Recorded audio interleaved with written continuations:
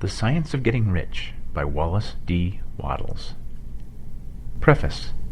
This book is pragmatical, not philosophical. A practical manual, not a treatise upon theories.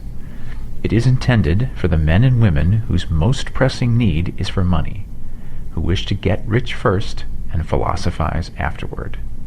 It is for those who have, so far, found neither the time, the means, nor the opportunity to go deeply into the study of metaphysics, but who want results and who are willing to take the conclusions of science as a basis for action, without going into all the processes by which those conclusions were reached. It is expected that the reader will take the fundamental statements upon faith, just as he would take statements concerning a law of electrical action if they were promulgated by a Marconi or an Edison, and, taking the statements upon faith, that he will prove their truth by acting upon them without fear or hesitation. Every man or woman who does this will certainly get rich, for the science herein applied is an exact science, and failure is impossible. For the benefit, however, of those who wish to investigate philosophical theories and so secure a logical basis for faith, I will here cite certain authorities. The monistic theory of the universe, the theory that one is all and that all is one, that one substance manifests itself as the seeming many elements of the material world, is of Hindu origin and has been gradually winning its way into the thought of the Western world for 200 years. It is the foundation of all the Oriental philosophies, and of those of Descartes, Spinoza, Leibniz, Schopenhauer, Hegel, and Emerson. The reader who would dig to the philosophical foundations of this is advised to read Hegel and Emerson for himself. In writing this book, I have sacrificed all other considerations to plainness and simplicity of style, so that all might understand. The plan of action laid down herein was deduced from the conclusions of philosophy. It has been thoroughly tested, and bears the supreme test of practical experiment. It works. If you wish to know how the conclusions were arrived at, read the writings of the authors mentioned above, and if you wish to reap the fruits of their philosophies in actual practice, read this book and do exactly as it tells you to do. Chapter 1. The Right to be Rich. Whatever may be said in praise of poverty, the fact remains that it is not possible to live a really complete or successful life unless one is rich. No man can rise to his greatest possible height in talent or soul development unless he has plenty of money. For to unfold the soul and to develop talent, he must have many things to use, and he cannot have these things unless he has money to buy them. A man develops in mind, soul, and body by making use of things, and society is so organized that man must have money in order to become the possessor of things. Therefore, the basis of all advancement for man must be the science of getting rich. The object of all life is development, and everything that lives has an inalienable right to all the development it is capable of attaining. Man's right to life means his right to have the free and unrestricted use of all the things which may be necessary to his fullest mental, spiritual, and physical unfoldment, or, in other words, his right to be rich. In this book I shall not speak of riches in a figurative way. To be really rich does not mean to be satisfied or contented with a little. No man ought to be satisfied with a little if he is capable of using and enjoying more. The purpose of nature is the advancement and unfoldment of life, and every man should have all that can contribute to the power, elegance, beauty, and richness of life. To be content with less is sinful. The man who owns all he wants for the living of all the life he is capable of living is rich, and no man who has not plenty of money can have all he wants. Life has advanced so far and become so complex that even the most ordinary man or woman requires a great amount of wealth in order to live in a manner that even approaches completeness. Every person naturally wants to become all that they are capable of becoming. This desire to realize innate possibilities is inherent in human nature, we cannot help wanting to be all that we can be. Success in life is becoming what you want to be. You can become what you want to be only by making use of things, and you can only have the free use of things only as you become rich enough to buy them. To understand the science of getting rich is therefore the most essential of all knowledge. There is nothing wrong in wanting to get rich. The desire for riches is really the desire for a richer, fuller, and more abundant life. And that desire is praiseworthy. The man who does not desire to live more abundantly is abnormal, and so the man who does not desire to have money enough to buy all he wants is abnormal. There are three motives for which we live. We live for the body, we live for the mind, and we live for the soul. No one of these is better or holier than the other. All are alike desirable, and no one of the three, body, mind, or soul, can live fully if either of the others is cut short of full life and expression. It is not right or noble to live only for the soul and deny mind or body, and it is wrong to live for the intellect and deny body or soul. We are all acquainted with the loathsome consequences of living for the body and denying both mind and soul, and we see that real life means the complete expression of all that man can give forth through body, mind, and soul. Whatever he can say, no man can be really happy or satisfied unless his body is living fully in every function, and unless the same is true of his mind and his soul. Wherever there is unexpressed possibility, or function not performed, there is unsatisfied desire. Desire is possibility seeking expression, or function seeking performance. Men cannot live fully in body without good food, comfortable clothing, and warm shelter, and without freedom from excessive toil. Rest and recreation are also necessary to his physical life. He cannot live fully in mind without books and time to study them, without opportunity for travel and observation, or without intellectual companionship. To live fully in mind, he must have intellectual recreations, and must surround himself with all the objects of art and beauty he is capable of using and appreciating. To live fully in soul, man must have love, and love is denied expression by poverty. A man's highest happiness is found in the bestowal of benefits on those he loves. Love finds its most natural and spontaneous expression in giving. The man who has nothing to give cannot fill his place as husband or father, as a citizen, or as a man.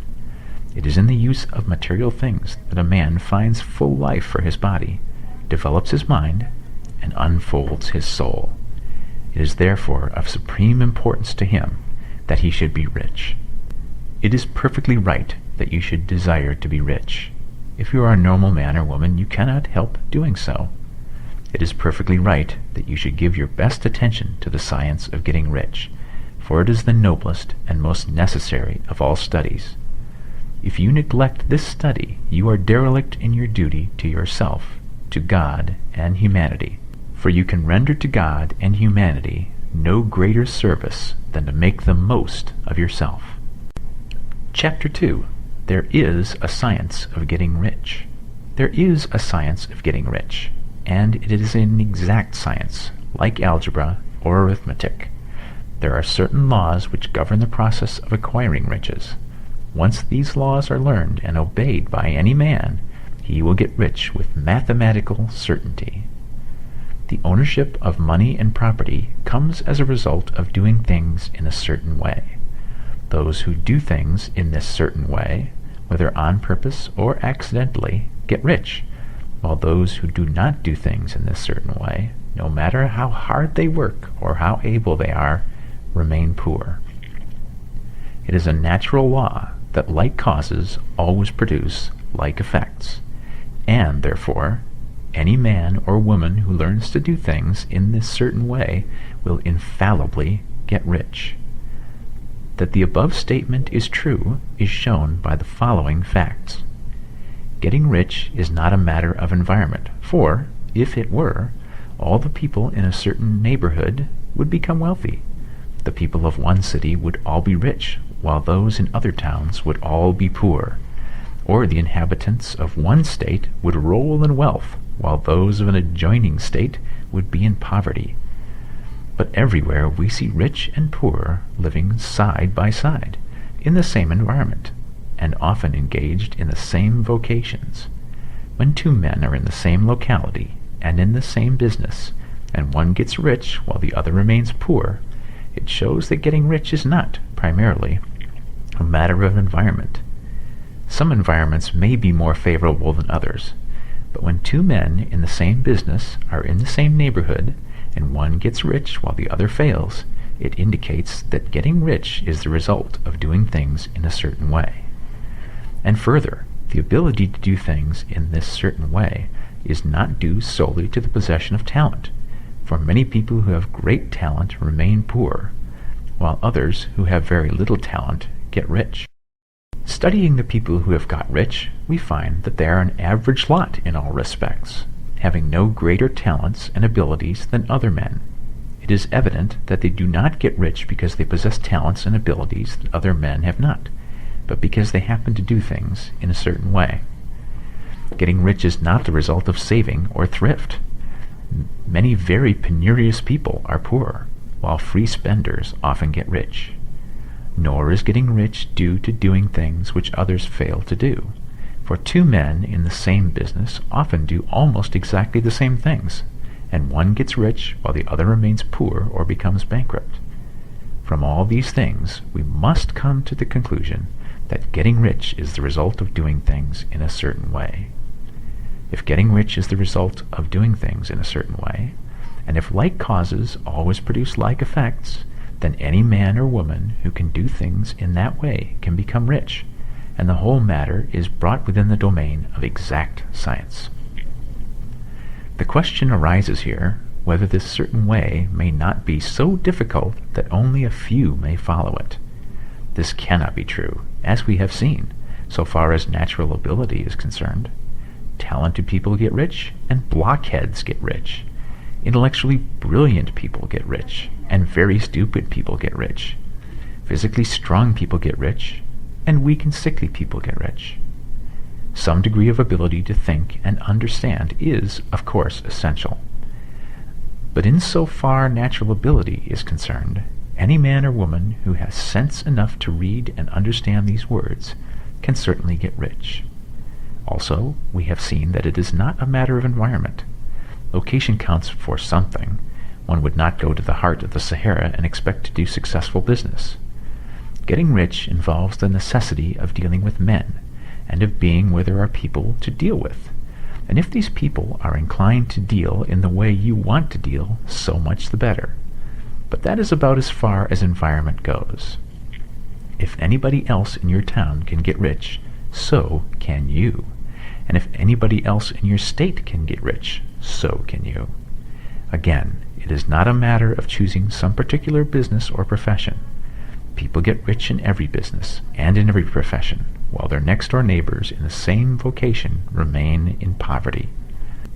It is true that you will do best in a business which you like, and which is congenial to you. And if you have certain talents which are well developed, you will do best in a business which calls for the exercise of those talents. Also, you will do best in a business which is suited to your locality. An ice cream parlor would do better in a warm climate than in Greenland, and a salmon fishery will succeed better in the Northwest than in Florida, where there are no salmon. But aside from these general limitations, getting rich is not dependent upon your engaging in some particular business, but upon your learning to do things in a certain way. If you are now in business, and anybody else in your locality is getting rich in the same business, while you are not getting rich, it is because you are not doing things in the same way that the other person is doing them. No one is prevented from getting rich by lack of capital. True, as you get capital, the increase becomes more easy and rapid, but one who has capital is already rich, and does not need to consider how to become so. No matter how poor you may be, if you begin to do things in a certain way, you will begin to get rich, and you will begin to have capital. The getting of capital is a part of the process of getting rich, and it is a part of the result which invariably follows the doing of things in a certain way. You may be the poorest man on the continent, and be deeply in debt. You may have neither friends, influence, nor resources. But if you begin to do things in this certain way, you must infallibly begin to get rich, for like causes must produce like effects. If you have no capital, you can get capital. If you are in the wrong business, you can get into the right business. If you are in the wrong location, you can go to the right location. And you can do so by beginning in your present business and in your present location to do things in the certain way which causes success. Chapter 3. Is opportunity monopolized? No man is kept poor because opportunity has been taken away from him, because other people have monopolized the wealth and have put a fence around it. You may be shut off from engaging in business in certain lines, but there are other channels open to you. Probably it would be hard for you to get control of any of the great railroad systems. That field is pretty well monopolized. But the electric railway business is still in its infancy and offers plenty of scope for enterprise, and it will be but a few years until traffic and transportation through the air will become a great industry, and in all its branches will give employment to hundreds of thousands and perhaps millions of people. Why not turn your attention to the development of aerial transportation, instead of competing with J.J. Hill and others for a chance in the steam railway world? It is quite true that if you are a workman in the employ of the Steel Trust, you have very little chance of becoming the owner of the plant in which you work. But it is also true that if you will commence to act in a certain way, you can soon leave the employ of the Steel Trust. You can buy a farm of from 10 to 40 acres and engage in business as a producer of foodstuffs. There is great opportunity at this time for men who will live upon small tracts of land and cultivate the same intensively. Such men will certainly get rich. You may say that it is impossible for you to get the land, but I am going to prove to you that it is not impossible, and that you can certainly get a farm if you will go to work in a certain way. At different periods, the tide of opportunity sets in different directions, according to the needs of the whole, and the particular stage of social evolution which has been reached. At present, in America, it is setting toward agriculture and the allied industries and professions. Today, opportunity is open before the factory worker in his line. It is open before the businessman who supplies the farmer more than before the one who supplies the factory worker, and before the professional man who waits upon the farmer more than before the one who serves the working class. There is abundance of opportunity for the man who will go with the tide instead of trying to swim against it. So the factory workers, either as individuals or as a class, are not deprived of opportunity. The workers are not being kept down by their masters. They are not being ground by the trusts and combinations of capital. As a class, they are where they are because they do not do things in a certain way. If the workers of America chose to do so, they could follow the example of their brothers in Belgium and other countries, and establish great department stores and cooperative industries. They could elect men of their own class to office and pass laws favoring the development of such cooperative industries, and in a few years they could take peaceable possession of the industrial field. The working class may become the master class whenever they will begin to do things in a certain way. The law of wealth is the same for them as it is for all others. This they must learn, and they will remain where they are as long as they continue to do as they do. The individual worker, however, is not held down by the ignorance or the mental slothfulness of his class. He can follow the tide of opportunity to riches, and this book will tell him how. No one is kept in poverty by a shortness in the supply of riches. There is more than enough for all. A palace as large as the Capitol at Washington might be built for every family on earth from the building materials in the United States alone. And under intense cultivation, this country would produce wool, cotton, linen, and silk enough to clothe each person in the world finer than Solomon was arrayed in all his glory, together with food enough to feed them all luxuriously. The visible supply is practically inexhaustible, and the invisible supply really is inexhaustible. Everything you see on earth is made from one original substance, out of which all things proceed. New forms are constantly being made, and older ones are dissolving, but all are shapes assumed by one thing. There is no limit to the supply of formless stuff or original substance. The universe is made out of it, but it was not all used in making the universe. The spaces in, through, and between the forms of the visible universe are permeated and filled with the original substance, with the formless stuff, with the raw material of all things. 10,000 times as much as has been made might still be made, and even then we should not have exhausted the supply of universal raw material. No man, therefore, is poor because nature is poor, or because there is not enough to go around. Nature is an inexhaustible storehouse of riches. The supply will never run short. Original substance is alive with creative energy and is constantly producing more forms. When the supply of building material is exhausted, more will be produced. When the soil is exhausted so that foodstuffs and materials for clothing will no longer grow upon it, it will be renewed, or more soil will be made. When all the gold and silver has been dug from the earth, if man is still in such a stage of social development that he needs gold and silver, more will be produced from the formless. The formless stuff responds to the needs of man. It will not let him be without any good thing. This is true of man collectively. The race as a whole is always abundantly rich, and if individuals are poor, it is because they do not follow the certain way of doing things which makes the individual man rich. The formless stuff is intelligent. It is stuff which thinks. It is alive and is always impelled toward more life. It is the natural and inherent impulse of life to seek to live more. It is the nature of intelligence to enlarge itself, and of consciousness to seek to extend its boundaries and find fuller expression. The universe of forms has been made by formless living substance, throwing itself into form in order to express itself more fully. The universe is a great living presence, always moving inherently toward more life and fuller functioning. Nature is formed for the advancement of life. Its impelling motive is the increase of life. For this cause, everything which can possibly minister to life is bountifully provided. There can be no lack unless God is to contradict himself and nullify his own works.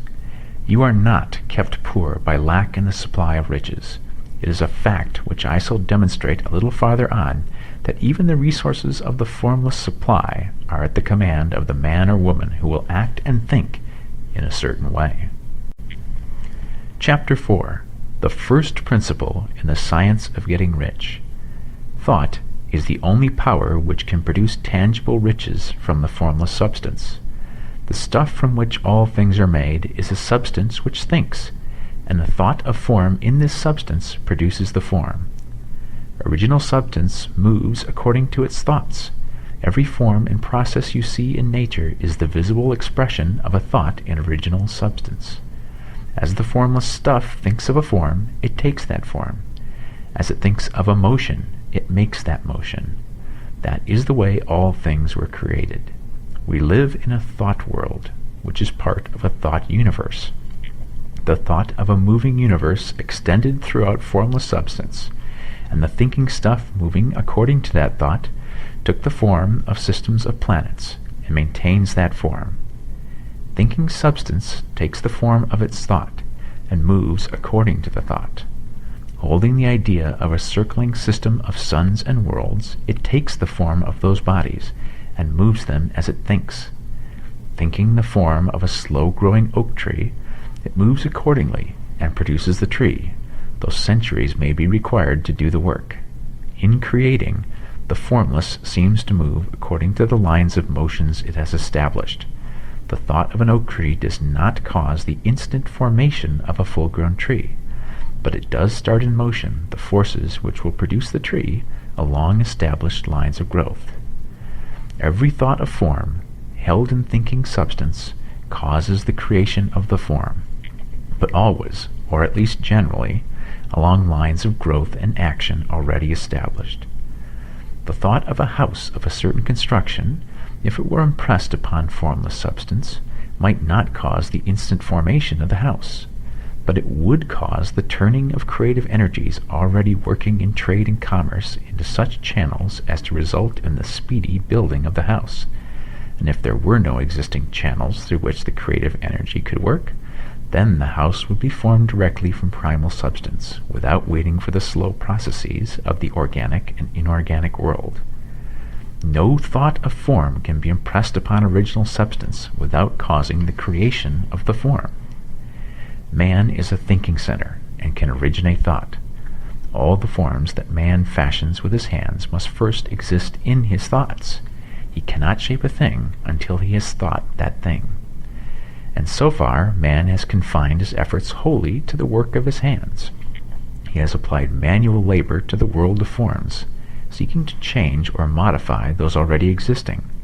He has never thought of trying to cause the creation of new forms by impressing his thoughts upon formless substance. When man has a thought form, he takes material from the forms of nature and makes an image of the form which is in his mind. He has, so far, made little or no effort to cooperate with formless intelligence, to work, quote, with the Father, end quote. He has not dreamed that he can, quote, do what he seeth the Father doing, end quote. Man reshapes and modifies existing forms by manual labor. He has given no attention to the question whether he may not produce things from formless substance by communicating his thoughts to it. We propose to prove that he may do so, to prove that any man or woman may do so, and to show how. As our first step, we must lay down 3 fundamental propositions. First, we assert that there is one original formless stuff or substance from which all things are made. All the seemingly many elements are but different presentations of one element. All the many forms found in organic and inorganic nature are but different shapes made from the same stuff. And this stuff is thinking stuff. A thought held in it produces the form of the thought. Thought in thinking substance produces shapes. Man is a thinking center, capable of original thought. If man can communicate his thought to original thinking substance, he can cause the creation or formation of the thing he thinks about. To summarize this, 1. There is a thinking stuff from which all things are made, and which, in its original state, permeates, penetrates, and fills the interspaces of the universe. 2. A thought in this substance produces the thing that is imagined by the thought. 3. Man can form things in his thought, and, by impressing his thought upon formless substance, can cause the thing he thinks about to be creative. It may be asked if I can prove these statements, and without going into details, I answer that I can do so, both by logic and experience. Reasoning back from the phenomena of form and thought, I come to one original thinking substance, and reasoning forward from this thinking substance, I come to man's power to cause the formation of the thing he thinks about. And by experiment, I find the reasoning true, and this is my strongest proof. If one man who reads this book gets rich by doing what it tells him to do, that is evidence in support of my claim. But if every man who does what it tells him to do gets rich, that is positive proof until someone goes through the process and fails. The theory is true until the process fails, and this process will not fail, for every man who does exactly what this book tells him to do will get rich. I have said that men get rich by doing things in a certain way, and in order to do so, men must become able to think in a certain way. A man's way of doing things is the direct result of the way he thinks about things. To do things in a way you want to do them, you will have to acquire the ability to think the way you want to think. This is the first step towards getting rich. To think what you want to think is to think truth, regardless of appearances.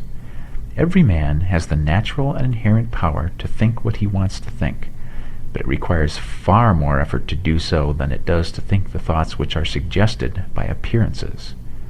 To think according to appearances is easy. To think truth, regardless of appearances, is laborious and requires the expenditure of more power than any other work man is called upon to perform.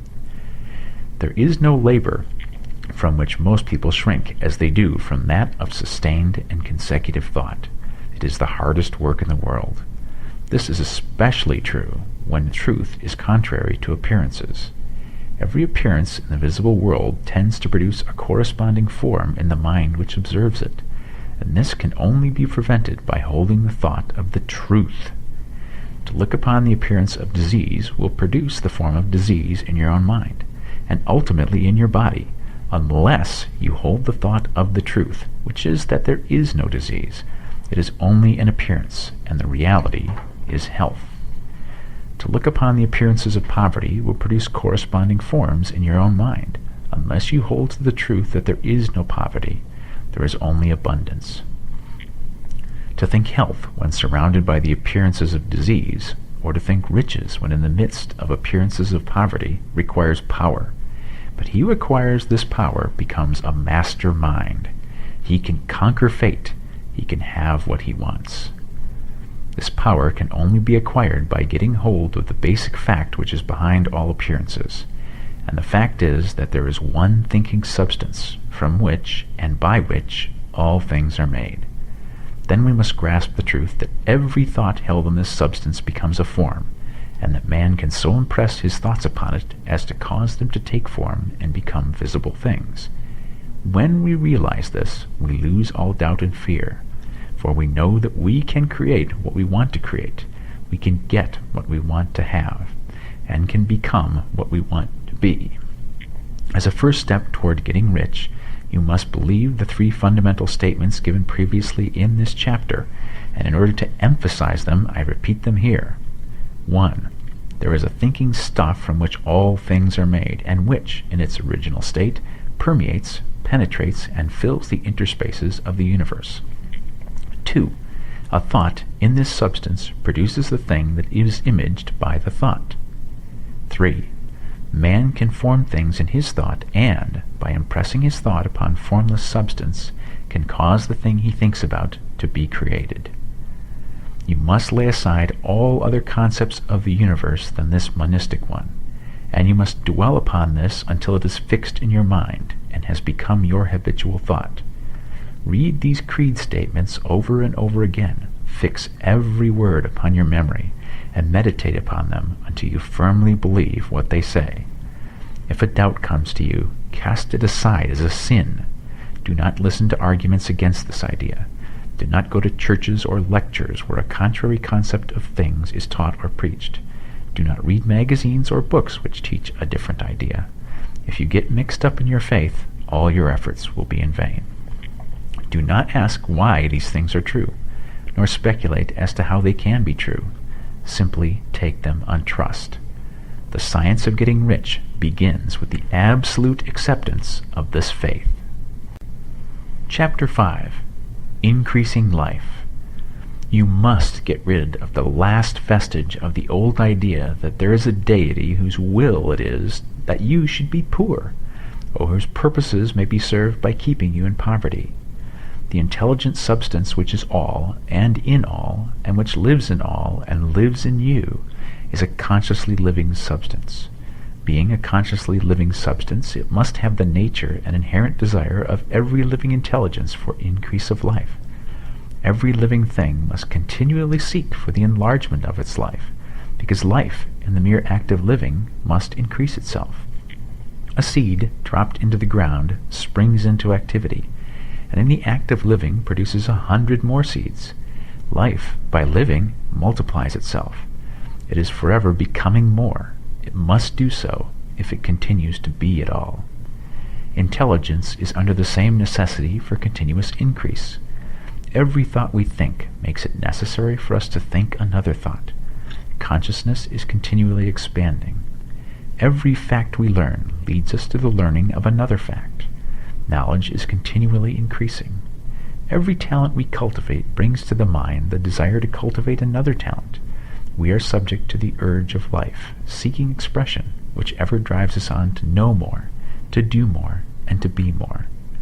In order to know more, do more, and be more, we must have more.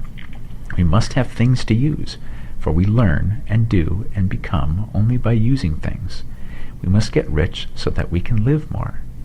The desire for riches is simply the capacity for larger life seeking fulfillment. Every desire is the effort of an unexpressed possibility to come into action. It is power seeking to manifest which causes desire. That which makes you want more money is the same as that which makes the plant grow. It is life seeking fuller expression. The one living substance must be subject to this inherent law of all life. It is permeated with the desire to live more. That is why it is under the necessity of creating things. The one substance desires to live more in you. Hence it wants you to have all the things you can use. It is the desire of God that you should get rich. He wants you to get rich because he can express himself better through you if you have plenty of things to use in giving him expression. He can live more in you if you have unlimited command of the means of life. The universe desires you to have everything you want to have. Nature is friendly to your plans. Everything is naturally for you. Make up your mind that this is true. It is essential, however, that your purpose should harmonize with the purpose that is in all. You must want real life, not mere pleasure of sensual gratification. Life is the performance of function, and the individual really lives only when he performs every function, physical, mental, and spiritual, of which he is capable without excess in any. You do not want to get rich in order to live swinishly for the gratification of animal desires. That is not life. But the performance of every physical function is a part of life, and no one lives completely who denies the impulses of the body a normal and healthful expression. You do not want to get rich solely to enjoy mental pleasures, to get knowledge, to gratify ambition, to outshine others, to be famous. All of these are a legitimate part of life, but the man who lives for the pleasures of the intellect alone will only have a partial life, and he will never be satisfied with his lot. You do not want to get rich solely for the good of others, to lose yourself for the salvation of mankind, to experience the joys of philanthropy and sacrifice. The joys of the soul are only a part of life, and they are no better or nobler than any other part. You want to get rich in order that you may eat, drink, and be merry when it is time to do these things, in order that you may surround yourself with beautiful things, see distant lands, feed your mind, and develop your intellect, in order that you may love men and do kind things, and be able to play a good part in helping the world to find truth. But remember that extreme altruism is no better and no nobler than extreme selfishness. Both are mistakes. Get rid of the idea that God wants you to sacrifice yourself to others, and that you can secure his favor by doing so. God requires nothing of the kind. What he wants is that you should make the most of yourself, for yourself and for others. And you can help others more by making the most of yourself than in any other way. You can make the most of yourself only by getting rich, so it is right and praiseworthy that you should give your first and best thought to the work of acquiring wealth. Remember, however, that the desire of substance is for all, and its movements must be for more life to all. It cannot be made to work for less life to any, because it is equally in all, seeking riches and life. Intelligent substance will make things for you, but it will not take things away from someone else and give them to you. You must get rid of the thought of competition. You are to create, not to compete for what is already created. You do not have to take anything away from anyone. You do not have to drive sharp bargains. You do not have to cheat or to take advantage. You do not need to let any man work for you for less than he earns. You do not have to covet the property of others, or to look at it with wishful eyes. No man has anything of which you cannot have the like, and that without taking what he has away from him. You are to become a creator, not a competitor. You are going to get what you want, but in such a way that when you get it, every other man will have more than he has now. I am aware that there are men who get a vast amount of money by proceeding in direct opposition to the statements in the paragraph above, and may add a word of explanation here. Men of the plutocratic type who become very rich do so sometimes purely by their extraordinary ability on the plane of competition, and sometimes they unconsciously relate themselves to substance in its great purposes and movements for the general racial upbuilding through industrial evolution. Rockefeller, Carnegie, Morgan, and the rest have been the unconscious agents of the supreme in the necessary work of systematizing and organizing productive industry, and in the end, their work will contribute immensely toward increased life for all. Their day is nearly over. They have organized production, and will soon be succeeded by the agents of the multitude who will organize the machinery of distribution. The multimillionaires are like the monster reptiles of the prehistoric eras. They play a necessary part in the evolutionary process, but the same power which produced them will dispose of them, and it is well to bear in mind that they have never been really rich. A record of the private lives of most of this class will show that they have been really the most abject and wretched of the poor. Riches secured on the competitive plane are never satisfactory and permanent. They are yours today, and another's tomorrow. Remember, if you are to become rich in a scientific and certain way, you must rise entirely out of the competitive thought. You must never think for a moment that the supply is limited. Just as soon as you begin to think that all the money is being cornered and controlled by bankers and others, and that you must exert yourself to get laws passed to stop this process and so on, in that moment you drop into the competitive mind, and your power to cause creation is gone for the time being. And what is worse, you will probably arrest the creative movements you have already instituted. Know that there are countless millions of dollars worth of gold in the mountains of the earth not yet brought to light, and know that if it were not, more would be created from thinking substance to supply your needs. Know that the money you need will come, even if it is necessary for 1,000 men to be led to the discovery of new gold mines tomorrow. Never look at the visible. Look always at the limitless riches in formless substance, and know that they are coming to you as fast as you can receive and use them. Nobody, by cornering the visible supply, can prevent you from getting what is yours. So never allow yourself to think for an instant that all the best building spots will be taken before you get ready to build your house, unless you hurry. Never worry about the trusts and combines and get anxious for fear they will soon come to own the whole earth. Never get afraid that you will lose what you want because some other person beats you to it. That cannot possibly happen. You are not seeking anything that is possessed by anybody else. You are causing what you want to be created from formless substance, and the supply is without limits. Stick to the formulated statement. 1. There is a thinking stuff from which all things are made, and which, in its original state, permeates, penetrates, and fills the interspaces of the universe. 2. A thought in this substance produces the thing that is imaged by the thought. 3. Man can form things in his thought, and, by impressing his thought upon formless substance, can cause the thing he thinks about to be created. Chapter 6. How Riches Come to You. When I say that you do not have to drive sharp bargains, I do not mean that you do not have to drive any bargains at all, or that you are above the necessity for having any dealings with your fellow men. I mean that you will not need to deal with them unfairly. You do not have to get something for nothing, but can give to every man more than you take from him. You cannot give every man more in cash value than you can take from him, but you can give him more in use value than the cash value of the thing you take from him. The paper, ink, and other material in this book may not be worth the money you pay for it, but if the ideas suggested by it bring you thousands of dollars, you have not been wronged by those who sold it to you. They have given you a great use value for a small cash value. Let us suppose that I own a picture by one of the great artists, which, in any civilized community, is worth thousands of dollars. I take it to Baffin Bay, and by salesmanship induce an Eskimo to give a bunch of furs worth $500 for it. I have really wronged him, for he has no use for the picture. It has no use value to him. It will not add to his life. But suppose I give him a gun worth $50 for his furs. Then he has made a good bargain. He has use for the gun. It will get him many more furs and much food. It will add to his life in every way. It will make him rich. When you rise from the competitive to the creative plane, you can scan your business transactions very strictly. And if you are selling any man anything which does not add more to his life than the thing he gave you in exchange, you can afford to stop it. You do not have to beat anybody in business.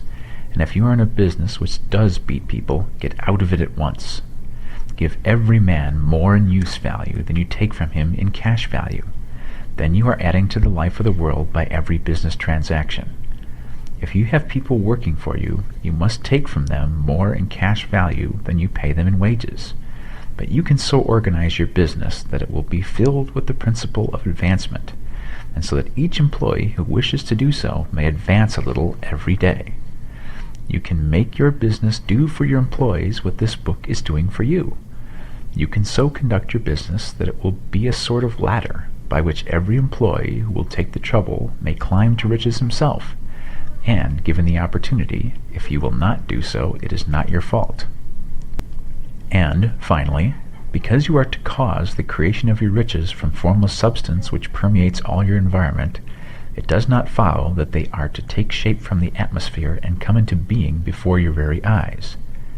If you want a sewing machine, for instance, I do not mean to tell you that you are to impress the thought of a sewing machine on thinking substance until the machine is formed without hands in the room where you sit or elsewhere. But if you want a sewing machine, hold the mental image of it with the most positive certainty that it is being made or is on its way to you. After once forming the thought, have the most absolute and unquestioning faith that the sewing machine is coming. Never think of it or speak of it in any other way than as being sure to arrive. Claim it as already yours. It will be brought to you by the power of the Supreme Intelligence, acting upon the minds of men. If you live in Maine, it may be that a man will be brought from Texas or Japan to engage in some transaction which will result in your getting what you want. If so, the whole matter will be as much to that man's advantage as it is to yours. Do not forget for a moment that the thinking substance is through all, in all, communicating with all, and can influence all. The desire of thinking substance for fuller life and better living has caused the creation of all the sewing machines already made, and it can cause the creation of millions more, and will, whenever men set in motion by desire and faith, and by acting in a certain way. You can certainly have a sewing machine in your house, and it is just as certain that you can have any other thing or things which you want, and which you will use for the advancement of your own life and the lives of others. You need not hesitate about asking largely. Quote, "It is your Father's pleasure to give you the kingdom," end quote, said Jesus. Original substance wants to live all that is possible in you, and wants you to have all that you can or will use for the living of the most abundant life. If you fix upon your consciousness the fact that the desire you feel for the possession of riches is one with the desire of omnipotence for more complete expression, your faith becomes invincible. Once I saw a little boy sitting at a piano and vainly trying to bring harmony out of the keys, and I saw that he was grieved and provoked by his inability to play real music. I asked him the cause of his vexation, and he answered, "I can feel the music in me, but I can't make my hands go right." The music in him was the urge of original substance, containing all the possibilities of all life. All there is of music was seeking expression through the child. God, the one substance, is trying to live and do and enjoy things through humanity. He is saying, "I want hands to build wonderful structures, to play divine harmonies, to paint glorious pictures. I want feet to run my errands, eyes to see my beauties, tongues to tell mighty truths and to sing marvelous songs," and so on. All that there is of possibility is seeking expression through men. God wants those who can play music to have pianos and every other instrument, and to have the means to cultivate their talents to the fullest extent. He wants those who can appreciate beauty to be able to surround themselves with beautiful things. He wants those who can discern truth to have every opportunity to travel and observe. He wants those who can appreciate dress to be beautifully clothed, and those who can appreciate good food to be luxuriously fed. He wants all these things because it is himself that enjoys and appreciates them. It is God who wants to play and sing and enjoy beauty and proclaim truth and wear fine clothes and eat good foods. It is God that worketh in you to will and to do, said Paul. The desire you feel for riches is the infinite, seeking to express himself in you as he sought to find expression in the little boy at the piano. So you need not hesitate to ask largely. Your part is to focalize and express the desire of God. This is a difficult point with most people. They retain something of the old idea that poverty and self-sacrifice are pleasing to God. They look upon poverty as a part of the plan, a necessity of nature. They have the idea that God has finished his work and made all that he can make, and that the majority of men must stay poor because there is not enough to go around. They hold to so much of this erroneous thought that they feel ashamed to ask for wealth. They try not to want more than a very modest competence, just enough to make them fairly comfortable. I recall now the case of one student who was told that he must get in mind a clear picture of the things he desired, so that the creative thought of them might be impressed on formless substance. He was a very poor man, living in a rented house, and having only what he earned from day to day, and he could not grasp the fact that all wealth was his. So, after thinking the matter over, he decided that he might reasonably ask for a new rug for the floor of his best room, and an anthracite coal stove to heat the house during the winter. Following the instructions given in this book, he obtained these things in a few months, and then it dawned upon him that he had not asked enough. He went through the house in which he lived, and planned all the improvements he would like to make in it. He mentally added a bay window here and a room there, until it was complete in his mind as his ideal home. Then he planned its furnishings. Holding the whole picture in his mind, he began living in a certain way, and moving toward what he wanted. And he owns the house now, and is rebuilding it after the form of his mental image. And now, with still larger faith, he is going on to yet greater things. It has been unto him according to his faith, and it is so with you and with all of us. Chapter 7. Gratitude. The illustrations given in the last chapter will have conveyed to the reader the fact that the first step in getting rich is to convey the idea of your wants to the formless substance. This is true, and you will see that in order to do so, it becomes necessary to relate yourself to the formless intelligence in a harmonious way. To secure this harmonious relation is a matter of such primary and vital importance that I shall give some space to its discussion here, and give you instructions which, if you follow them, will be certain to bring you into perfect unity of mind with God. The whole process of mental adjustment and atonement can be summed up in one word: gratitude. First, you believe that there is one intelligent substance from which all things proceed. Second, you believe that this substance gives you everything you desire. And third, you relate yourself to it by feeling a deep and profound gratitude. Many people who order their lives rightly in all other ways are kept in poverty by their lack of gratitude. Having received one gift from God, they cut the wires which connect them with Him by failing to make acknowledgement. It is easy to understand that the nearer we live to the source of wealth, the more wealth we shall receive. And it is easy also to understand that the soul that is always grateful lives in closer touch with God than the one which never looks to Him in thankful acknowledgement. The more gratefully we fix our minds on the Supreme when good things come to us, the more good things we will receive, and the more rapidly they will come. And the reason simply is that the mental attitude of gratitude draws the mind into closer touch with the source from which the blessings come. If it is a new thought to you that gratitude brings your whole mind into closer harmony with the creative energies of the universe, consider it well, and you will see that it is true.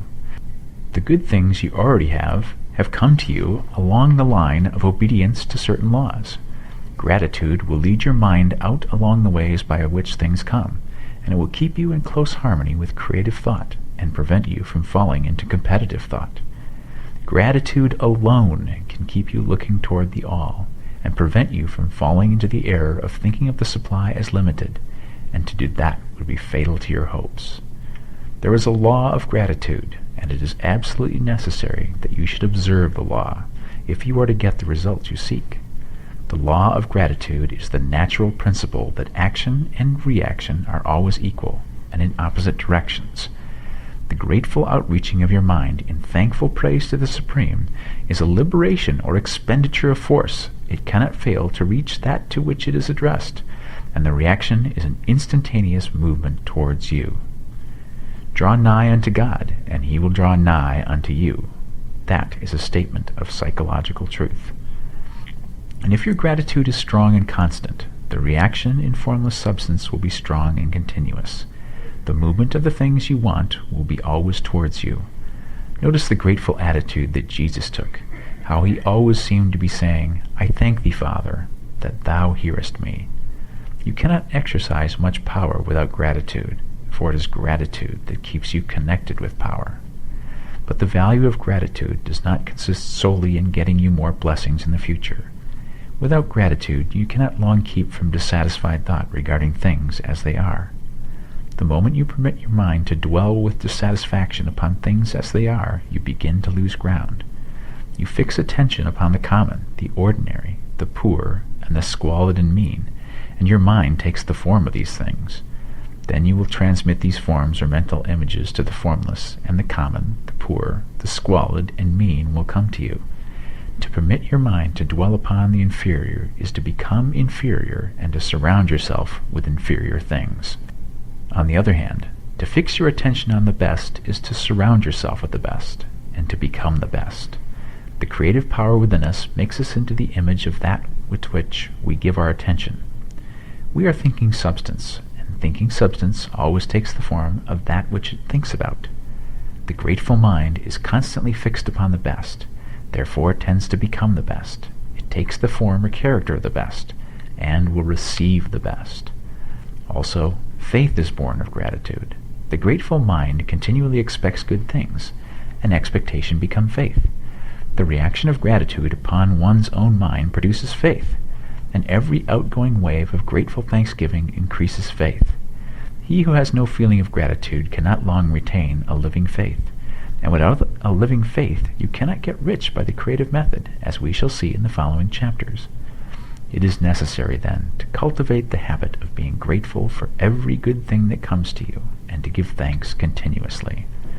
And because all things have contributed to your advancement, you should include all things in your gratitude. Do not waste time thinking or talking about the shortcomings or wrong actions of plutocrats or trust magnates. Their organization of the world has made your opportunity. All you get really comes to you because of them. Do not rage against corrupt politicians. If it were not for politicians, we should fall into anarchy, and your opportunity would be greatly lessened. God has worked a long time and very patiently to bring us up to where we are in industry and government, and he is going right on with his work. There is not the least doubt that he will do away with plutocrats, trust magnates, captains of industry, and politicians as soon as they can be spared. But in the meantime, behold, they are all very good. Remember that they are all helping to arrange the lines of transmission along which your riches will come to you, and be grateful to them. This will bring you into harmonious relations with the good in everything, and the good in everything will move towards you. Chapter 8. Thinking in the Certain Way. Turn back to Chapter 6 and read again the story of the man who formed a mental image of his house, and you will get a fair idea of the initial step toward getting rich. You must form a clear and definite mental picture of what you want. You cannot transmit an idea unless you have it yourself. You must have it before you can give it, and many people fail to impress thinking substance because they themselves have only a vague and misty concept of the things they want to do, to have, or to become. It is not enough that you should have a general desire for wealth, quote, to do good with, end quote. Everybody has that desire. It is not enough that you should have a wish to travel, see things, live more. Everybody has those desires too. If you're going to send a wireless message to a friend, you would not send the letters of the alphabet in their order and let him construct the message for himself. Nor would you take words at random from the dictionary. You would send a coherent sentence, one which meant something. When you try to impress your wants upon substance, remember that it must be done by a coherent statement. You must know what you want and be definite. You can never get rich or start the creative power into action by sending out unformed longings and vague desires. Go over your desires just as the man I have described went over his house. See just what you want and get a clear mental picture of it as you wish it to look when you get it. That clear mental picture you must have continually in mind, as the sailor has in mind the port towards which he is sailing the ship. You must keep your face toward it at all time. You must no more lose sight of it than the steersman loses sight of the compass. It is not necessary to take exercises in concentration, nor to set apart special times for prayer and affirmation. nor to go into the silence, nor to do occult stunts of any kind. Their things are well enough, but all you need is to know what you want, and to want it badly enough so that it will stay in your thoughts. Spend as much of your leisure time as you can in contemplating your picture, but no one needs to take exercises to concentrate his mind on a thing which he really wants. It is the things you do not really care about which require effort to fix your attention upon them. And unless you really want to get rich, so that the desire is strong enough to hold your thoughts directed to the purpose, as the magnetic pole holds the needle of the compass, it will hardly be worthwhile for you to try to carry out the instructions given in this book. The methods herein set forth are for people whose desire for riches is strong enough to overcome mental laziness and the love of ease and make them work. The more clear and definite you make your picture then, and the more you dwell upon it, bringing out all its delightful details, the stronger your desire will be. And the stronger your desire, the easier it will be to hold your mind fixed upon the picture of what you want. Something more is necessary, however, than merely to see the picture clearly. If that is all you do, you are only a dreamer, and will have little or no power for accomplishment. Behind your clear vision must be the purpose to realize it, to bring it out into tangible expression. And behind this purpose must be an invincible and unwavering faith that the thing is already yours, that it is at hand, and you have only to take possession of it. Live in the new house mentally, until it takes form around you physically. In the mental realm, enter at once into full enjoyment of the things you want. Whatsoever things ye ask for when ye pray, believe that ye receive them, and ye shall have them, said Jesus. See the things you want as if they were actually around you all the time. See yourself as owning and using them. Make use of them in imagination just as you will use them when they are your tangible possessions. Dwell upon your mental picture until it is clear and distinct, and then take the mental attitude of ownership towards everything in that picture. Take possession of it in mind, in the full faith that it is actually yours. Hold to this mental ownership. Do not waver for an instant in the faith that it is real. And remember what was said in a preceding chapter about gratitude.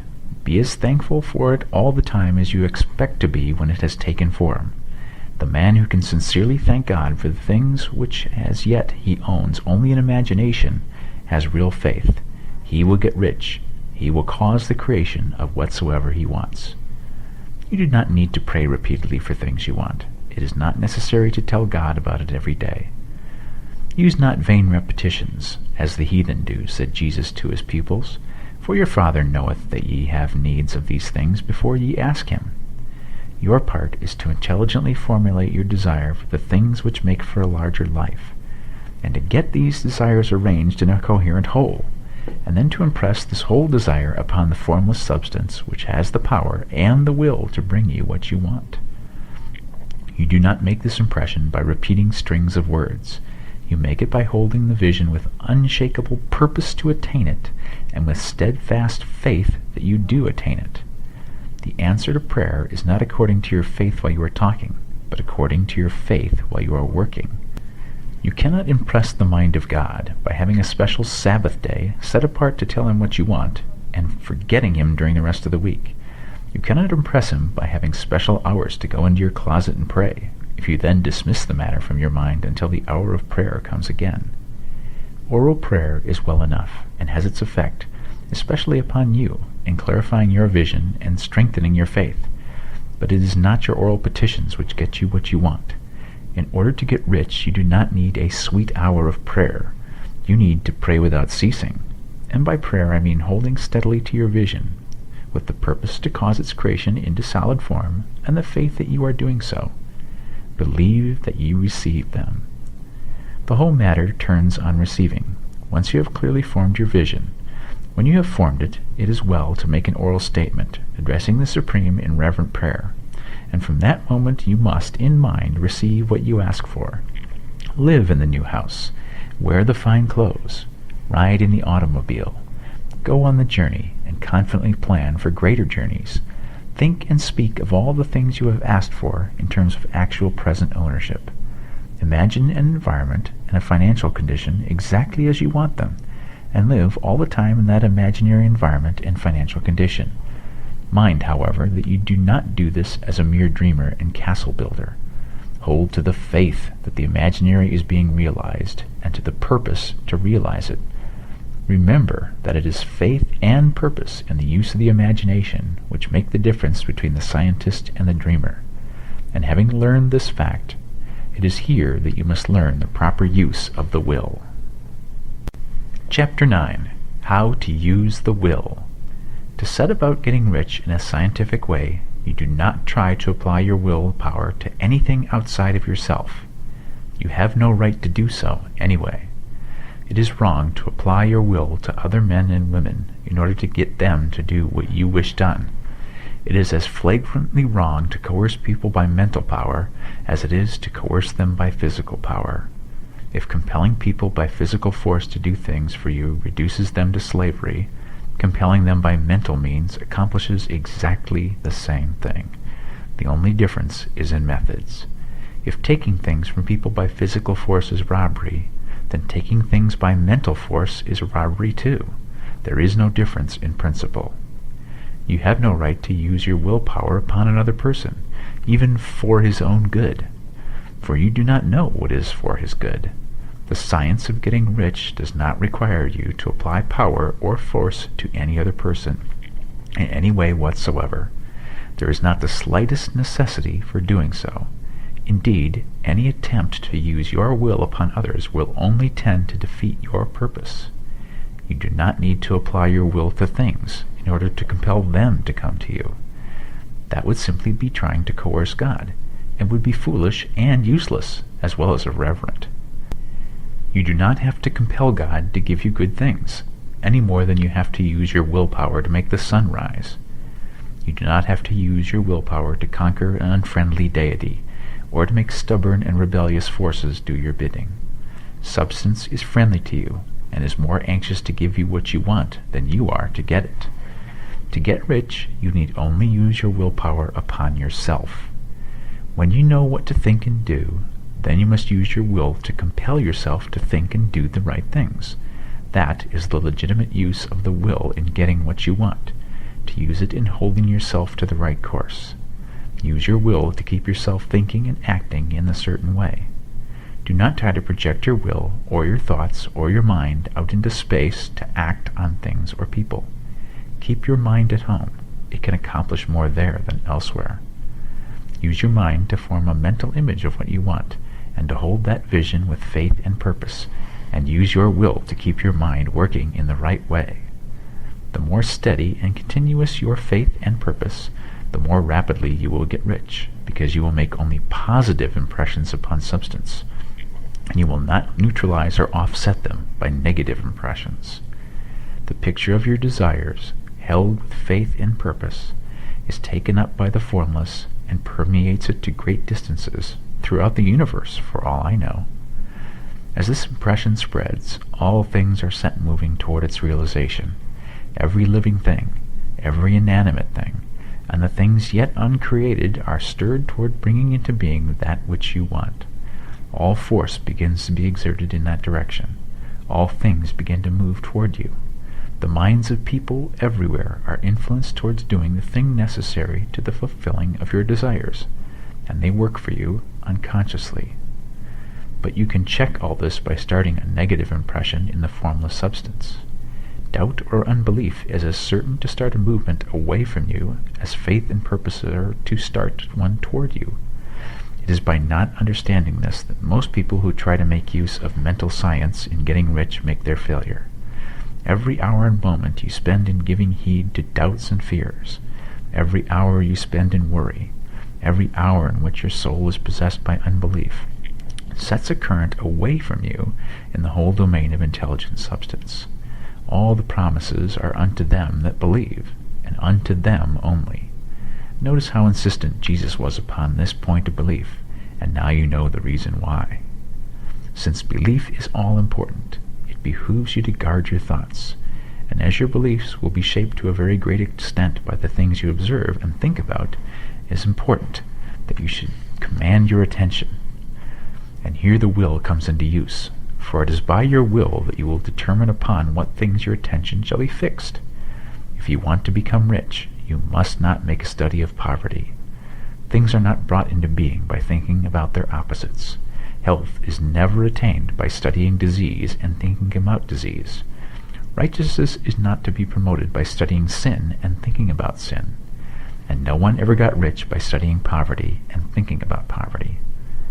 Medicine as a science of disease has increased disease. Religion as a science of sin has promoted sin. And economics as a study of poverty will fill the world with wretchedness and want. Do not talk about poverty. Do not investigate it, or concern yourself with it. Never mind what its causes are. You have nothing to do with them. What concerns you is the cure. Do not spend your time in charitable work, or charity movements. All charity only tends to perpetuate the wretchedness it aims to eradicate. I do not say that you should be hard-hearted or unkind, and refuse to hear the cry of need. But you must not try to eradicate poverty in any of the conventional ways. Put poverty behind you, and put all that pertains to it behind you, and make good. Get rich. That is the best way you can help the poor. And you cannot hold the mental image which is to make you rich if you fill your mind with pictures of poverty. Do not read books or papers which give circumstantial accounts of the wretchedness of the tenement dwellers, of the horrors of child labor, and so on. Do not read anything which fills your mind with gloomy images of want and suffering. You cannot help the poor in the least by knowing about these things, and the widespread knowledge of them does not tend at all to do away with poverty. What tends to do away with poverty is not the getting of pictures of poverty into your mind, but getting pictures of wealth into the minds of the poor. You are not deserting the poor in their misery when you refuse to allow your mind to be filled with pictures of that misery. Poverty can be done away with, not by increasing the number of well-to-do people who think about poverty, but by increasing the number of poor people who purpose with faith to get rich. The poor do not need charity. They need inspiration. Charity only sends them a loaf of bread to keep them alive in their wretchedness, or gives them an entertainment to make them forget for an hour or two. But inspiration will cause them to rise out of their misery. If you want to help the poor, demonstrate to them that they can become rich. Prove it by getting rich yourself. The only way in which poverty will ever be banished from this world is by getting a large and constantly increasing number of people to practice the teachings of this book. People must be taught to become rich by creation, not by competition. Every man who becomes rich by competition throws down behind him the ladder by which he rises, and keeps others down. But every man who gets rich by creation opens a way for thousands to follow him, and inspires them to do so. You are not showing hardness of heart or an unfeeling disposition when you refuse to pity poverty, see poverty, read about poverty, or think or talk about it, or to listen to those who do talk about it. Use your willpower to keep your mind off the subject of poverty, and to keep it fixed with faith and purpose on the vision of what you want. Chapter 10. Further use of the will. You cannot retain a true and clear vision of wealth if you are constantly turning your attention to opposing pictures, whether they be external or imagery. Do not tell of your past troubles of a financial nature, if you have had them. Do not think of them at all. Do not tell of the poverty of your parents or the hardships of your early life. To do any of these things is to mentally class yourself with the poor for the time being, and it will certainly check the movement of things in your direction. Let the dead bury their dead, as Jesus said. Put poverty and all things that pertain to poverty completely behind you. You have accepted a certain theory of the universe as being correct, and are resting all your hopes of happiness on its being correct. And what can you gain by giving heed to conflicting theories? Do not read religious books which tell you that the world is soon coming to an end, and do not read the writings of muckrakers and pessimistic philosophers who tell you that it is going to the devil. The world is not going to the devil. It is going to God. It is wonderful becoming. True, there may be a good many things in existing conditions which are disagreeable. But what is the use of studying them when they are certainly passing away, and when the study of them only tends to check their passing and keep them with us? Why give time and attention to things which are being removed by evolutionary growth, when you can hasten their removal only by promoting the evolutionary growth as far as your part of it goes? No matter how horrible in seeming may be the conditions in certain countries, sections, or places, you waste your time and destroy your own chances by considering them. You should interest yourself in the world's becoming rich. Think of the riches the world is coming into, instead of the poverty it is growing out of, and bear in mind that the only way in which you can assist the world in growing rich is by growing rich yourself through the creative method, not the competitive one. Give your attention wholly to riches, ignore poverty. Whenever you think or speak of those who are poor, think and speak of them as those who are becoming rich, as those who are to be congratulated rather than pitied. Then they and others will catch the inspiration and begin to search for the way out. Because I say that you are to give your whole time and mind and thought to riches, it does not follow that you are to be sordid or mean. To become really rich is the noblest aim you can have in life, for it includes everything else. On the competitive plane, the struggle to get rich is a godless scramble for power over other men. But when we come into the creative mind, all this is changed. All that is possible in the way of greatness and soul unfoldment, of service and lofty endeavor, comes by way of getting rich. All is made possible by the use of things. If you lack for physical health, you will find that the attainment of it is conditional on your getting rich. Only those who are emancipated from financial worry and have the means to live a carefree existence and follow hygienic practices can have and retain health. Moral and spiritual greatness is possible only to those who are above the competitive battle for existence, and only those who are becoming rich on the plane of creative thought are free from the degrading influence of competition. If your heart is set on domestic happiness, remember that love flourishes best where there is refinement, a high level of thought, and freedom from corrupting influences. And these are to be found only where riches are attained by the exercise of creative thought, without strife or rivalry. You can aim at nothing so great or noble, I repeat, as to become rich, and you must fix your attention upon your mental pictures of rich, to the exclusion of all that may tend to dim or obscure that vision. You must learn to see the underlying truth in all things. You must see beneath all seemingly wrong conditions the great one life ever moving forward towards fuller expression and more complete happiness. It is the truth that there is no such thing as poverty, that there is only wealth. Some people remain in poverty because they are ignorant of the fact that there is wealth for them, and these can best be taught by showing them the way to affluence in your own person and practice.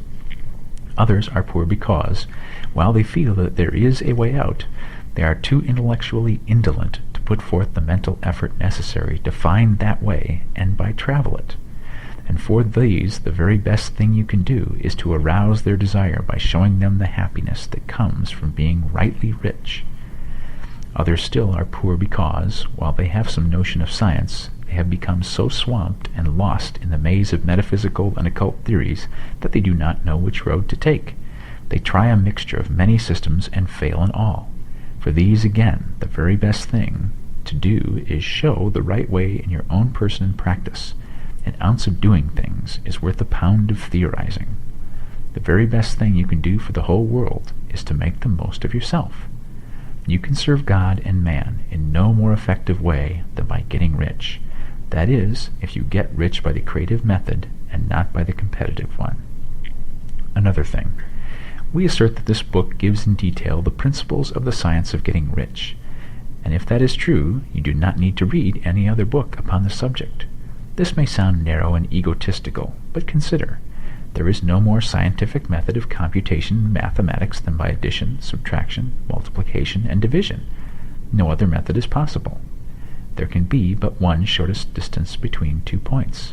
There is only one way to think scientifically, and that is to think in the way that leads by the most direct and simple route to the goal. No man has yet formulated a briefer or less complex system than the one set forth herein. It has been stripped of all non-essentials. When you commence on this, lay aside all others, put them out of your mind altogether. Read this book every day. Keep it with you. Commit it to memory, and do not think about other systems and theories. If you do, you will begin to have doubts, and to be uncertain and wavering in your thought, and then you will begin to make failures. After you have made good and become rich, you may study other systems as much as you please. But until you are quite sure that you have gained what you want, do not read anything on this line but this book, unless it be the authors mentioned in the preface, and read only the most optimistic comments on the world's news, those in harmony with your picture. Also, postpone your investigations into the occult. Do not dabble in theosophy, spiritualism, or kindred studies. It is very likely that the dead still live and are near, but if they are, let them alone. Mind your own business. Wherever the spirits of the dead may be, they have their own work to do, and their own problems to solve, and we have no right to interfere with them. We cannot help them, and it is very doubtful whether they can help us, or whether we have any right to trespass upon their time if they can. Let the dead and the hereafter alone, and solve your own problem. Get rich. If you begin to mix with the occult, you will start mental cross-currents which will surely bring your hopes to shipwreck. Now, this and the preceding chapters have brought us to the following statement of basic facts. 1. There is a thinking stuff from which all things are made, and which, in its original state, permeates, penetrates, and fills the interspaces of the universe.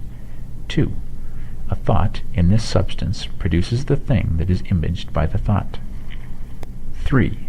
Man can form things in his thoughts, and, by impressing his thought upon formless substance, can cause the thing he thinks about to be created. 4. In order to do this, man must pass from the competitive to the creative mind.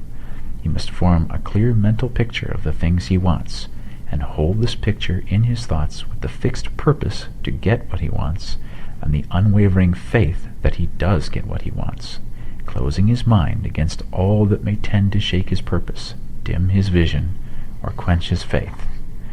And in addition to all of this, we shall see now that he must live and act in a certain way. Chapter 11. Acting in a certain way. Thought is the creative power, or the impelling force, which causes the creative power to act. Thinking in a certain way will bring riches to you, but you must not rely upon thought alone, paying no attention to personal action. That is the rock upon which many otherwise scientific metaphysical thinkers meet shipwreck, the failure to connect thought with personal action. We have not yet reached the stage of development, even supposing such a stage to be possible, in which man can create directly from formless substance without nature's processes or the work of human hands. Man must not only think, but his personal action must supplement his thought. By thought you can cause the gold in the hearts of the mountains to be impelled towards you, but it will not mine itself, refine itself, coin itself into double eagles, or come rolling along the roads seeking its way into your pocket. Under the impelling power of the Supreme Spirit, men's affairs will be so ordered that someone will be led to mine the gold for you. Other men's business transactions will be so directed that the gold will be brought towards you, and you must so arrange your own business affairs that you may be able to receive it when it comes to you. Your thought makes all things, animate and inanimate, work to bring you what you want, but your personal activity must be such that you can rightly receive what you want when it reaches you. You are not to take it as charity, nor to steal it. You must give every man more in use value than he gives you in cash value. The scientific use of thought consists in forming a clear and distinct mental image of what you want, in holding fast to the purpose to get what you want, and in realizing with grateful faith that you do get what you want. Do not try to project your thought in any mysterious or occult way, with the idea of having it go out and do things for you. That is wasted effort, and will weaken your power to think with sanity. The action of thought in getting rich is fully explained in the preceding chapters. Your faith and purpose positively impress your vision upon formless substance, which has the same desire for more life that you have. And this vision, received from you, sets all the creative forces at work in and through their regular channels of action, but directed toward you. It is not your part to guide or supervise the creative process. All you have to do with that is to retain your vision, stick to your purpose, and maintain your faith and gratitude. But you must act in a certain way, so that you can appropriate what is yours when it comes to you, so that you can meet the things you have in your picture, and put them in their proper places as they arrive. You can really see the truth of this. When things reach you, they will be in the hands of other men, who will ask an equivalent for them, and you can only get what is yours by giving the other man what is his. Your pocketbook is not going to be transformed into a Fortunatus purse, which shall always be full of money without effort on your part. This is the crucial point in the science of getting rich, right here, where thought and personal action must be combined. There are very many people who, consciously or unconsciously, set the creative forces in action by the strength and persistence of their desires, but who remain poor because they do not provide for the reception of the thing they want when it comes. By thought, the thing you want is brought to you. By action, you receive it. Whatever your action is to be, it is evident that you must act now. You cannot act in the past, and it is essential to the clearness of your mental vision that you dismiss the past from your mind. You cannot act in the future, for the future is not here yet, and you cannot tell how you will want to act in any future contingency until that contingency has arrived. Because you are not in the right business or the right environment now, do not think you must postpone action until you get into the right business or environment, and do not spend time in the present taking thought as to the best course in possible future emergencies. Have faith in your ability to meet any emergency when it arrives. If you act in the present with your mind on the future, your present action will be with a divided mind and will not be effective. Put your whole mind into present action. Do not give your creative impulses to original substance and then sit down and wait for results. If you do, you will never get them. Act now. There is never any time but now, and there never will be any time but now. If you are ever going to begin to make ready for the reception of what you want, you must begin now. And your action, whatever it is, must most likely be in your present business or employment, and must be upon the persons and things in your present environment. You cannot act where you are not. You cannot act where you have been. And you cannot act where you are going to be. You can act only where you are. Do not bother as to whether yesterday's work was well done or ill done. Do today's work well. Do not try to do tomorrow's work now. There will be plenty of time to do that when you get to it. Do not try by occult or mystical means to act on people or things that are out of your reach. Do not wait for a change of environment before you act. Get a change of environment by action. You can so act upon the environment in which you are now as to cause yourself to be transferred to a better environment. Hold with faith and purpose the vision of yourself in the better environment, but act upon your present environment with all your heart, and with all your strength, and with all your mind. Do not spend any time in daydreaming or castle building. Hold to the one vision of what you want, and act now. Do not cast about seeking some new thing to do, or some strange, unusual, or remarkable action to perform as a first step towards getting rich. It is probable that your actions, at least for some time to come, will be those you have been performing for some time past. But you are to begin now to perform these actions in a certain way, which will surely make you rich. If you are engaging in some business and feel that it is not the right one for you, do not wait until you get into the right business before you begin to act. Do not feel discouraged or sit down and lament because you are misplaced. No man was ever so misplaced but that he could not find the right place, and no man ever became so involved in the wrong business but that he could not get into the right business. Hold the vision of yourself in the right business, with the purpose to get into it, and the faith that you will get into it, and are getting into it, but act in your present business. Use your present business as the means of getting a better one, and use your present environment as a means of getting into a better one. Your vision of the right business, if held with faith and purpose, will cause the Supreme to move the right business towards you, and your action, if performed in a certain way, will cause you to move toward the business. If you are an employee or wage earner and feel that you must change places in order to get what you want, do not project your thought into space and rely upon it to get you another job. It will probably fail to do so. Hold the vision of yourself in the job you want while you act with faith and purpose on the job you have, and you will certainly get the job you want. Your vision and faith will set the creative force in motion to bring it toward you, and your action will cause the forces in your own environment to move you towards the place you want.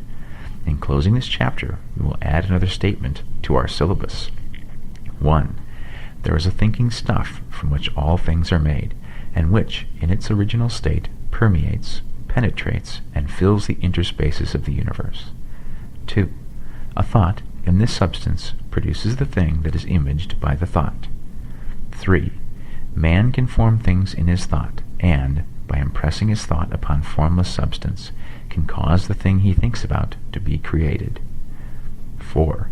In order to do this, man must pass from the competitive to the creative mind. He must form a clear mental picture of the things he wants, and hold this picture in his thoughts with the fixed purpose to get what he wants, and the unwavering faith that he does get what he wants, closing his mind to all that may tend to shake his purpose, dim his vision, or quench his faith. And 5. That he may receive what he wants when it comes, man must act now upon the people and things in his present environment. Chapter 12. Efficient Action. You must use your thought as directed in previous chapters, and begin to do what you can do where you are, and you must do all that you can do where you are. You can advance only being larger than your present place, and no man is larger than his present place who leaves undone any of the work pertaining to that place. The world is advanced only by those who more than fill their present places. If no man quite filled his present place, you can see that there must be a going backward in everything. Those who do not quite fill their present places are dead weight upon society, government, commerce, and industry. They must be carried along by others at a great expense. The progress of the world is retarded only by those who do not fill the places they are holding. They belong to a former age and a lower stage or plane of life, and their tendency is toward degeneration. No society could advance if every man was smaller than his place. Social evolution is guided by the law of physical and mental evolution. In the animal world, evolution is caused by excess of life. When an organism has more life than can be expressed in the functions of its own plane, it develops the organs of a higher plane, and a new species is originated. There never would be any new species had there not been organisms which more than filled their places. The law is exactly the same for you.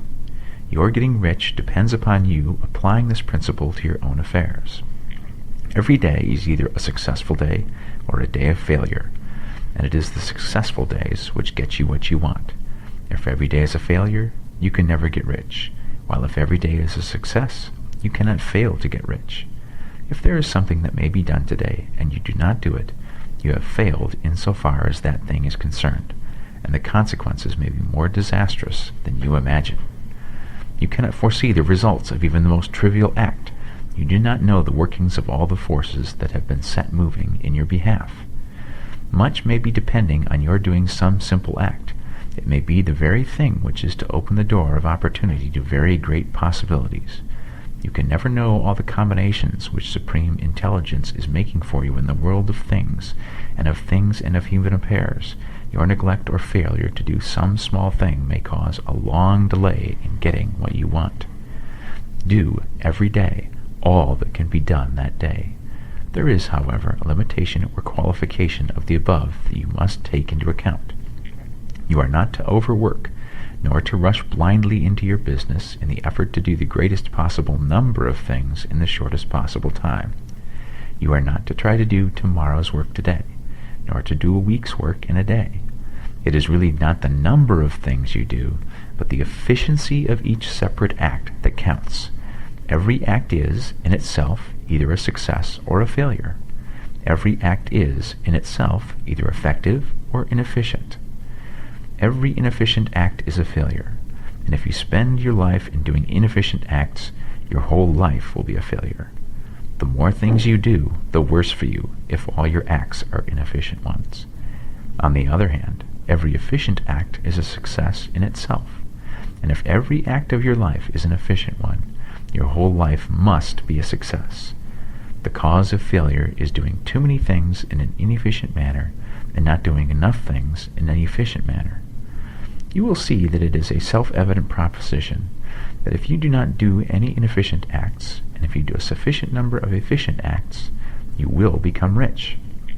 If, now, it is possible for you to make each act an efficient one, you will see again that the getting of riches is reduced to an exact science, like mathematics. The matter turns then on the questions whether you can make each separate act a success in itself. And this you can certainly do.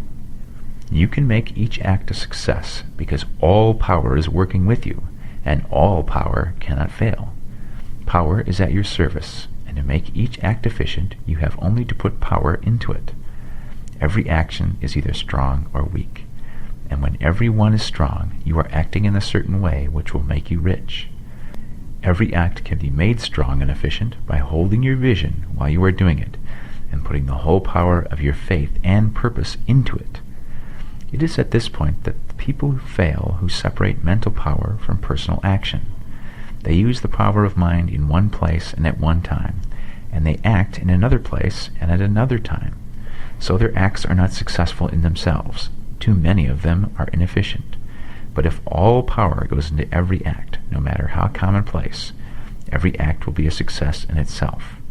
And as in the nature of things every success opens the way to other successes, your progress towards what you want, and the progress of what you want towards you, will become increasingly rapid. Remember that successful action is cumulative in its results. Since the desire for more life is inherent in all things, when a man begins to move towards larger life, more things attach themselves to him, and the influence of his desire is multiplied. Do, every day, all that you can do that day, and do each act in an efficient manner.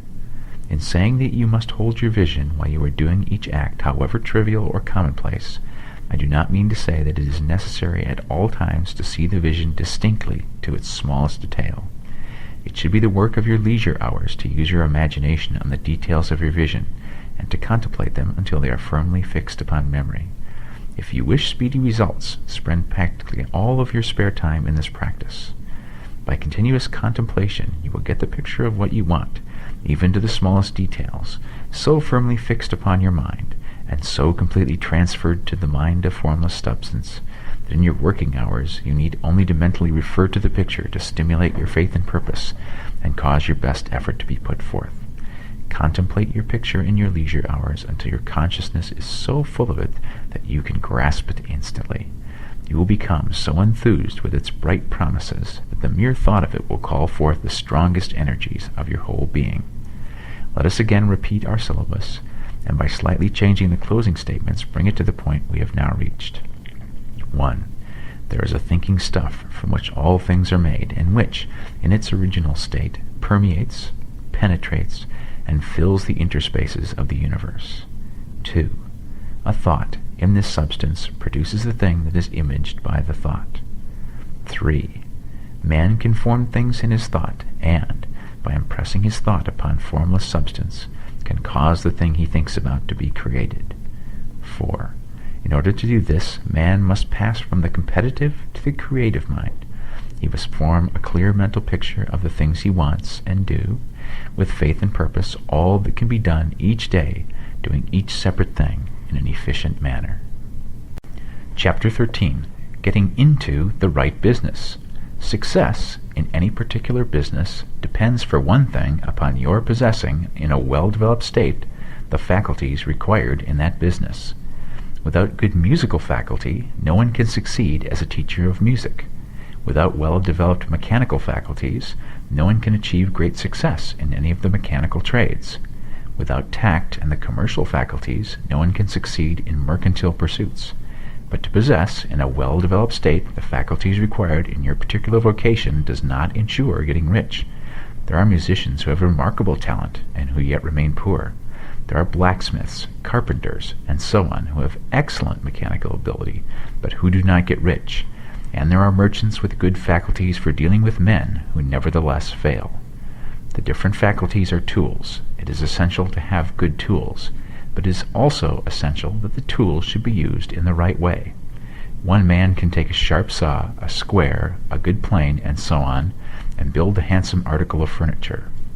Another man can take that same set of tools and set to work to duplicate the article, but his production will be a botch. He does not know how to use good tools in a successful way.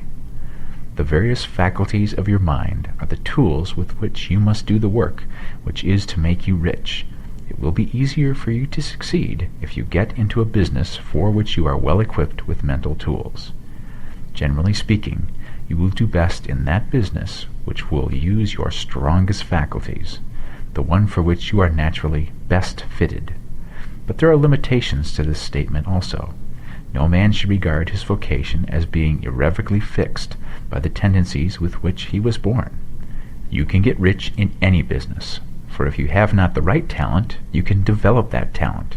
It merely means that you will have to make your tools as you go along, instead of confining yourself to the use of those with which you were already born.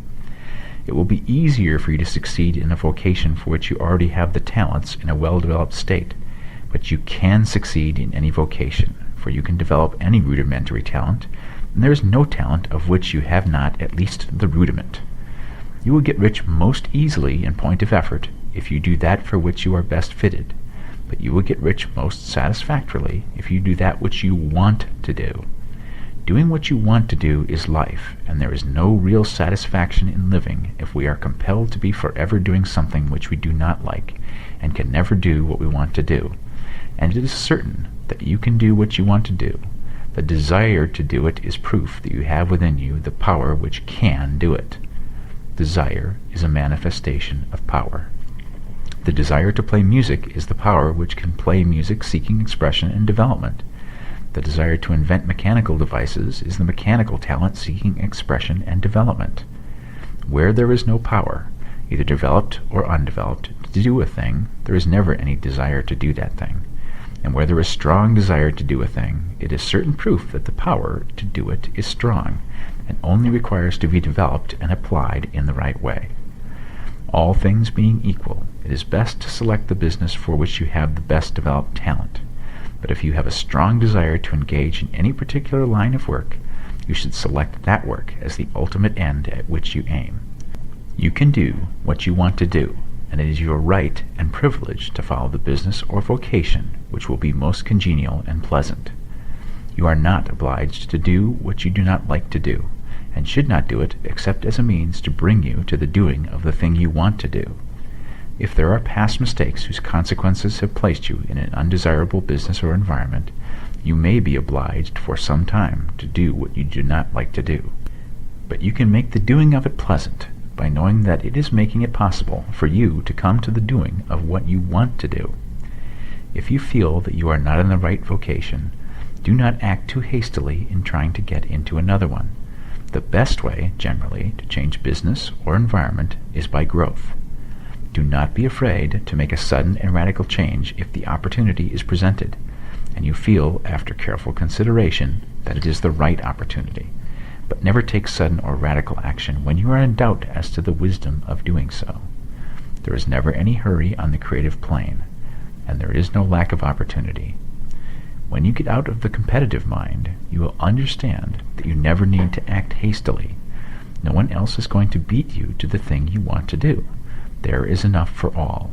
If one space is taken, another and a better one will be opened for you a little farther on. There is plenty of time. When you are in doubt, wait. Fall back on the contemplation of your vision, and increase your faith and purpose, and by all means, in times of doubt and indecision, cultivate gratitude.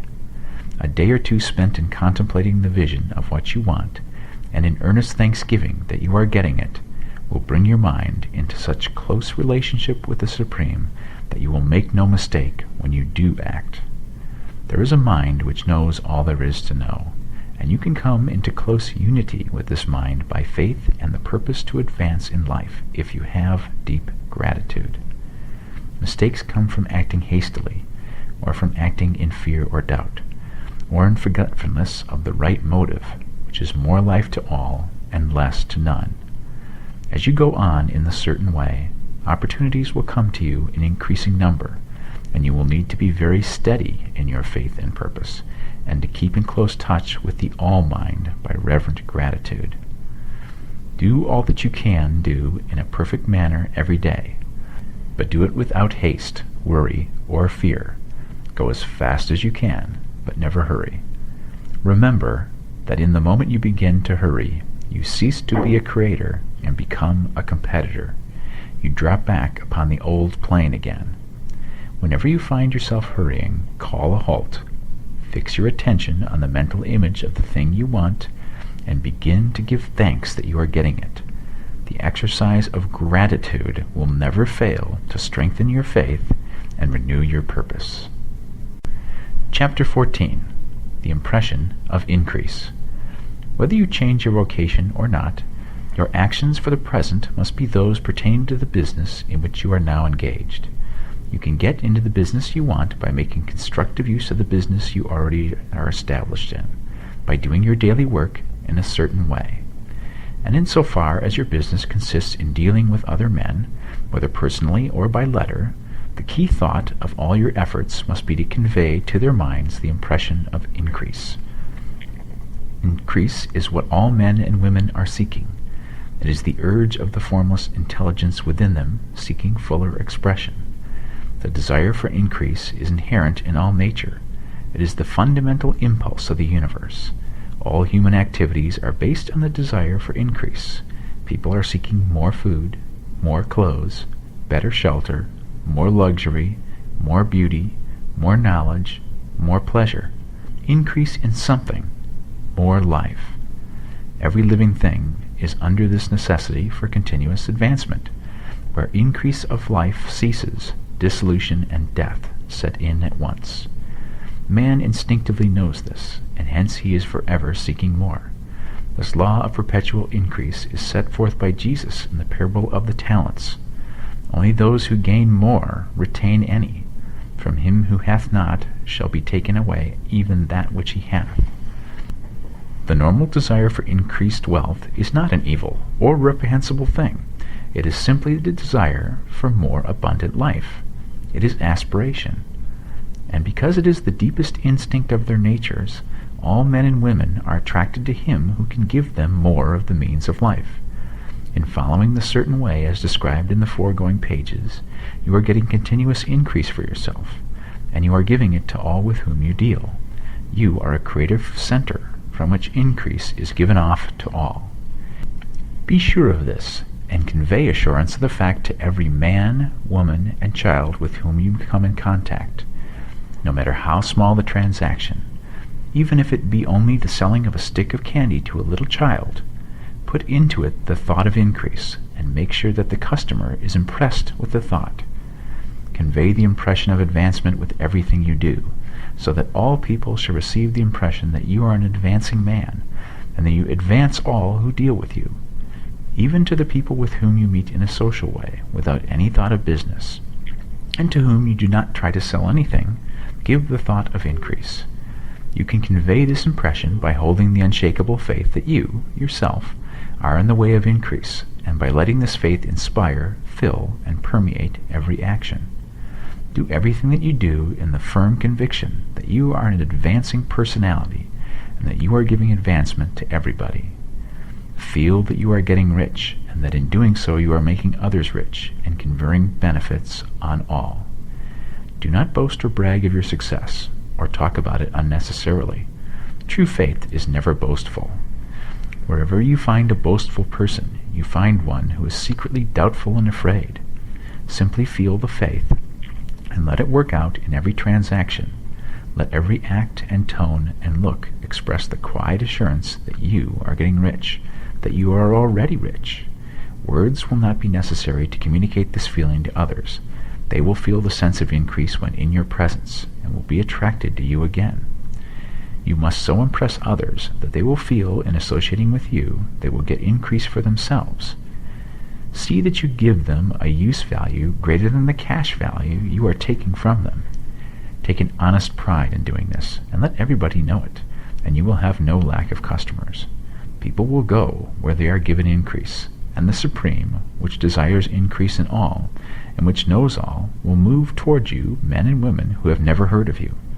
Your business will increase rapidly, and you will be surprised at the unexpected benefits which will come to you. You will be able from day to day to make larger combinations, secure greater advantages, and to go on into a more congenial vocation if you desire to do so. But doing all this, you must never lose sight of your vision of what you want, or your faith and purpose to get what you want. Let me here give you another word of caution in regard to motives. Beware of the insidious temptation to seek for power over other men. Nothing is so pleasant to the unformed or partially developed mind as the exercise of power or dominion over others. The desire to rule for selfish gratification has been the curse of the world.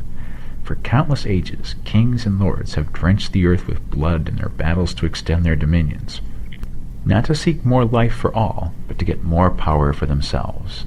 Today, the main motive in the business and industrial world is the same. Men marshal their armies of dollars and lay waste the lives and hearts of millions in the same mad scramble for power over others. Commercial kings, like political kings, are inspired by the lust for power. Jesus saw in this desire for mastery the moving impulse of that evil world he sought to overthrow. Read the 23rd chapter of Matthew and see how he pictures the lust of the Pharisees to be called master, to sit in high places, to domineer over others, and to lay burdens on the backs of the less fortunate.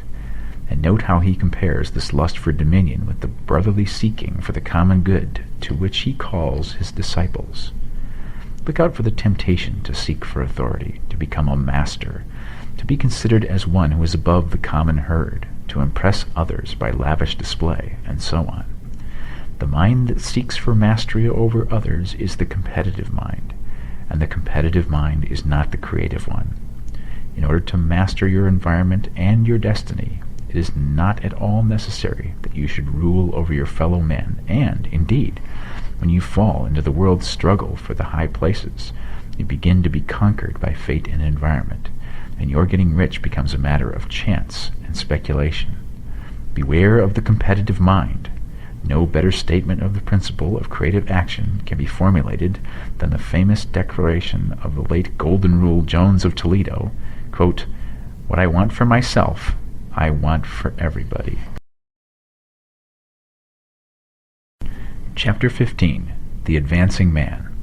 What I have said in the last chapter applies as well to the professional man and the wage earner as to the man who is engaged in mercantile business. No matter whether you are a physician, a teacher, or a clergyman, if you can give increase of life to others and make them sensible of the fact, they will be attracted to you, and you will get rich. The physician holds the vision of himself as a great and successful healer, and who works towards the complete realization of that vision with faith and purpose, as described in the former chapters, will come into such close touch with the source of life that he will be phenomenally successful. Patients will come to him in throngs. No one has a greater opportunity to carry into effect the teaching of this book than the practitioner of medicine. It does not matter to which of the various schools he may belong, for the principle of healing is common to all of them, and may be reached by all alike. The advancing man in medicine, who holds to a clear mental image of himself as successful, and who obeys the laws of faith, purpose, and gratitude, will cure every curable case he undertakes, no matter what remedies he may use. In the field of religion, the world cries out for the clergyman who can teach his hearers the true science of abundant life. He who masters the details of the science of getting rich, together with the allied sciences of being well, of being great, and of winning love, and who teaches these details from the pulpit, will never lack for a congregation. This is the gospel that the world needs. It will give increase of life, and men will hear it gladly, and will give liberal support to the man who brings it to them. What is now needed is a demonstration of the science of life from the pulpit. We want preachers who can not only tell us how, but who in their own persons will show us how. We need the preacher who will himself be rich, healthy, great, and beloved, to teach us how to attain to these things, and when he comes, he will find a numerous and loyal following. The same is true of the teacher who can inspire the children with the faith and purpose of the advancing life. He will never be out of a job, and any teacher who has this faith and purpose can give it to his pupils. He cannot help giving it to them if it is part of his own life and practice. What is true of the teacher, preacher, and physician is true of the lawyer, dentist, real estate man, insurance agent, of everybody. The combined mental and personal action I have described is infallible. It cannot fail. Every man and woman who follows these instructions steadily, perseveringly, and to the letter will get rich. The law of the increase of life is as mathematically certain in its operation as the law of gravitation. Getting rich is an exact science. The wage earner will find this as true of his case as of any of the others mentioned. Do not feel that you have no chance to get rich because you are working where there is no visible opportunity for advancement, where wages are small and the cost of living high. Form your clear mental vision of what you want and begin to act with faith and purpose. Do all the work you can do every day and do each piece of work in a perfectly successful manner. Put the power of success and the purpose to get rich into everything you do. But do not do this merely with the idea of currying favor with your employer, in the hope that he or those above you will see your good work and advance you. It is not likely that they will do so. The man who is merely a good workman, filling his place to the very best of his ability, and satisfied with that, is valuable to his employer, and it is not to the employer's interest to promote him. He is worth more where he is. To secure advancement, something more is necessary than to be too large for your place. The man who is certain to advance is the one who is too big for his place and who has a clear concept of what he wants to be, who knows that he can become what he wants to be, and who is determined to be what he wants to be. Do not try to more than fill your present place with a view to pleasing your employer. Do it with an idea of advancing yourself. Hold the faith and purpose of increase during work hours, after work hours, and before work hours. Hold it in such a way that every person who comes in contact with you, whether foreman, fellow workman, or social acquaintance, will feel the power of purpose radiating from you, so that every one will get the sense of advancement and increase from you. Men will be attracted to you, and if there is no possibility for advancement in your present job, you will very soon see an opportunity to take another job. There is a power which never fails to present opportunity to the advancing man who is moving in obedience to the law. God cannot help helping you. If you act in a certain way, he must do so in order to help himself. There is nothing in your circumstances or in the industrial situation that can keep you down. If you cannot get rich working for the Steel Trust, you can get rich on a 10-acre farm. And if you begin to move in a certain way, you will certainly escape from the clutches of the Steel Trust and get onto the farm or wherever else you wish to be. If a few thousand of its employees would enter upon the certain way, the Steel Trust would soon be in a bad plight. It would have to give its working man more opportunity or go out of business. Nobody has to work for a trust. The trust can keep men in so-called hopeless conditions only so long as there are men who are too ignorant to know of the science of getting rich, or too intellectually slothful to practice it. Begin this way of thinking and acting, and your faith and purpose will make you quick to see any opportunity to better your condition. Such opportunities will speedily come, for the Supreme, working in all and working for you, will bring them before you. Do not wait for an opportunity to be all that you want to be. When an opportunity to be more than you are now is presented, and you feel impelled toward it, take it. It will be the first step toward a greater opportunity. There is no such thing possible in this universe as a lack of opportunities for the man who is living the advancing life. It is inherent in the constitution of the cosmos that all things shall be for him and work together for his good, and he must certainly get rich if he acts and thinks in a certain way. So, let wage-earning men and women study this book with great care, and enter with confidence upon the course of action it prescribes. It will not fail. Chapter 16. Some Cautions and Concluding Observations. Many people will scoff at the idea that there is an exact science of getting rich. Holding the impression that the supply of wealth is limited, they will insist that social and governmental institutions must be changed before even any considerable number of people can acquire a competence. But this is not true. It is true that existing governments can keep the masses in poverty, but this is because the masses do not think and act in the certain way. If the masses begin to move forward as suggested in this book, neither governments nor industrial systems can check them. All systems must be modified to accommodate the forward movement. If the people have the advancing mind, have the faith that they can become rich, and move forward with the fixed purpose to become rich, nothing can possibly keep them in poverty. Individuals may enter upon the certain way at any time, and under any government, and make themselves rich. And when any considerable number of individuals do so under any government, they will cause the system to be so modified as to open the way for others. The more men who get rich on the competitive plane, the worse for others. The more who get rich on the creative plane, the better for others.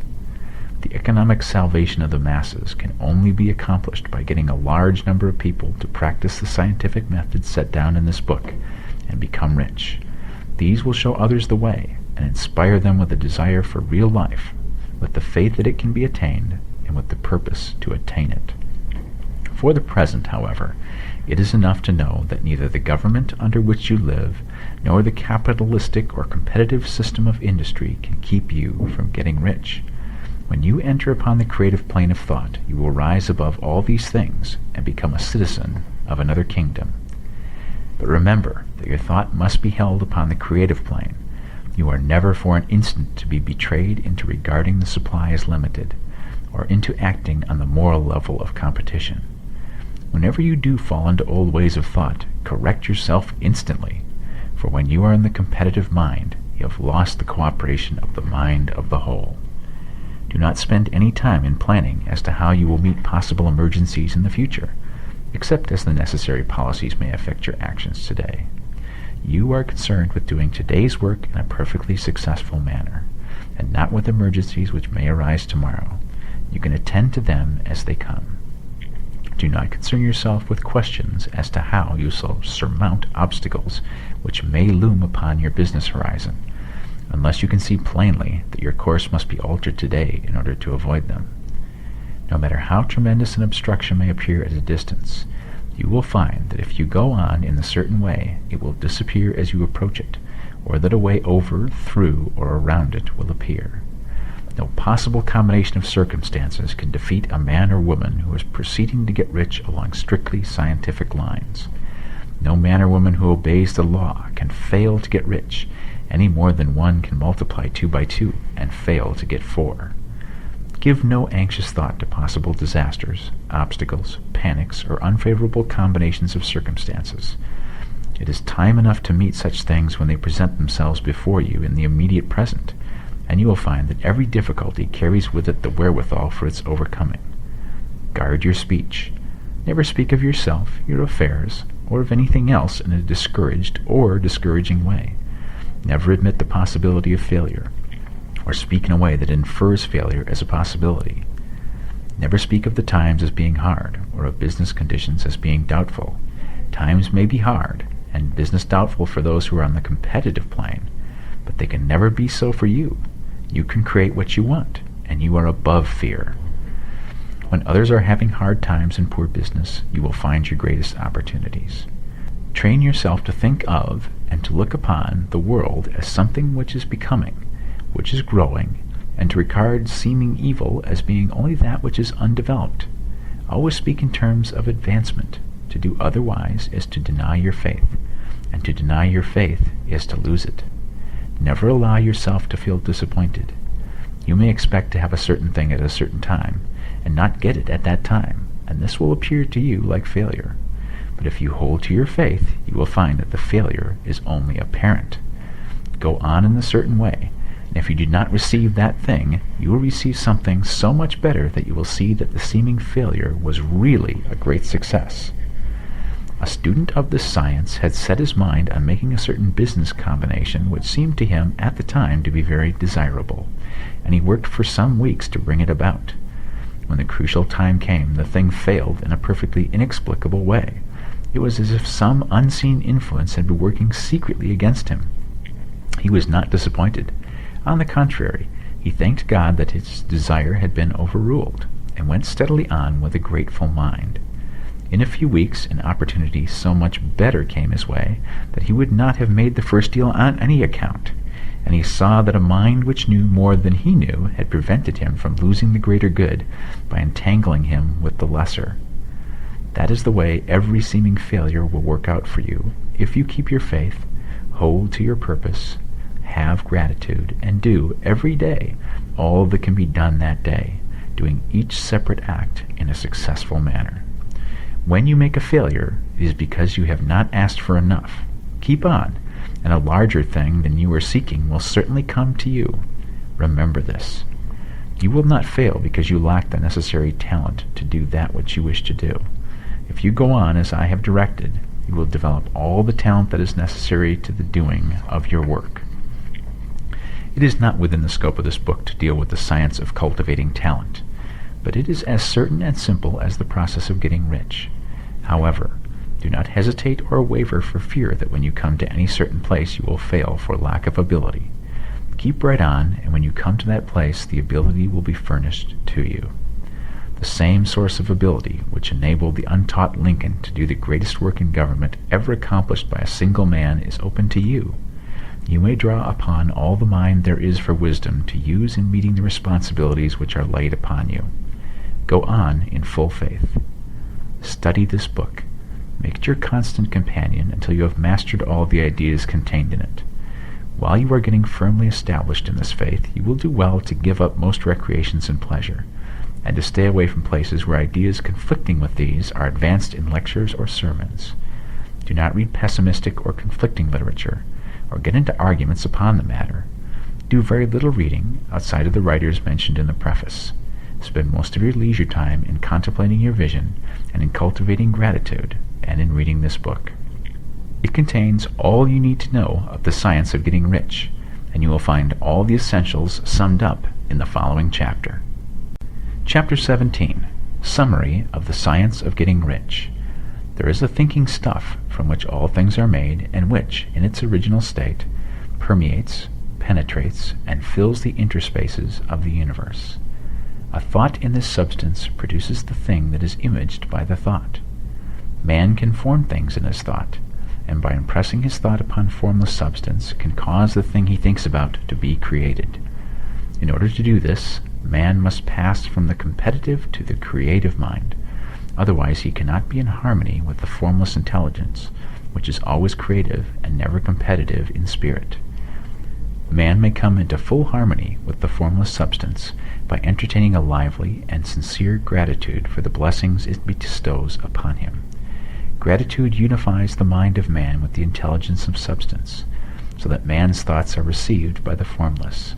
Man can remain upon the creative plane only by uniting himself with the formless intelligence through a deep and continuous feeling of gratitude.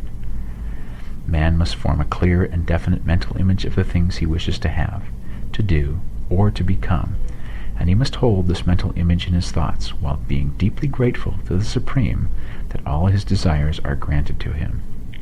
The man who wishes to get rich must spend his leisure hours in contemplating his vision and in earnest thanksgiving that the reality is being given to him. Too much stress cannot be laid on the importance of frequent contemplation of the mental image, coupled with unwavering faith and devout gratitude. This is the process by which the impression is given to the formless, and the creative forces set in motion.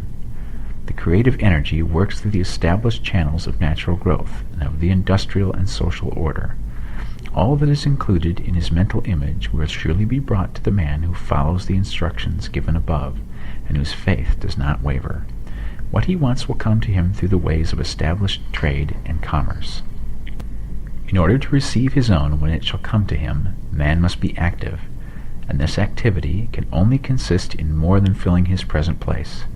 He must keep in mind the purpose to get rich through the realization of his mental image, and he must do, every day, all that he can do that day, taking care to do each act in a successful manner.